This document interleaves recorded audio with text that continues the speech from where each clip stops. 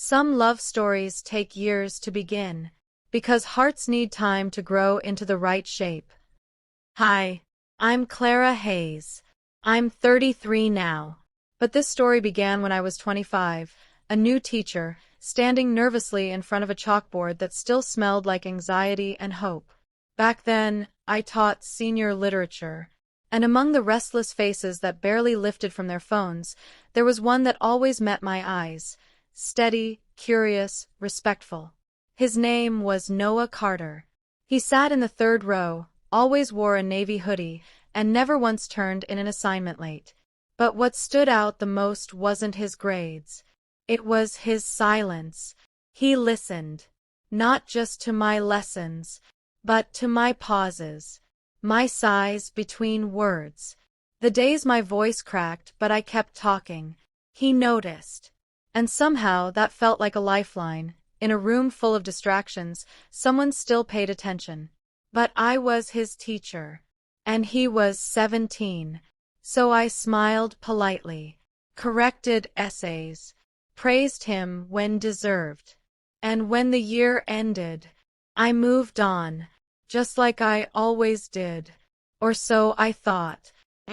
7 years later, I was sipping black coffee in a half-empty bookstore cafe on a rainy afternoon. A familiar voice said softly, "Miss Hayes." I looked up, and there he was, Noah. Older now, taller, confident, and oh, how time had been kind to him. He smiled, a little nervous. "I wasn't sure if you'd remember me." I laughed. How could I forget the boy who quoted Sylvia Plath better than I did? He sat down. We talked for hours. About books. About life. About how he majored in English because I once said, "Words are where lost people find themselves." And somewhere between shared stories and second coffees, something shifted. No longer was he a student, and I was no longer the young teacher unsure of herself. We were just two people, two souls who had always noticed each other, but had to wait for the world to catch up.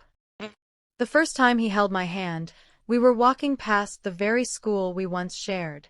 He paused and said, "I used to watch you through the window after class, wondering if you were happy." I smiled. Back then, I wasn't. And he whispered, "Maybe that's why I never forgot you." It wasn't scandalous. It wasn't forbidden. It was quiet, respectful. A connection rekindled when time had made it right. We were both adults. And what started as inspiration slowly became love. Today, I'm still a teacher. But now I teach with the calm of someone who knows. You never know whose life you're changing by simply being kind.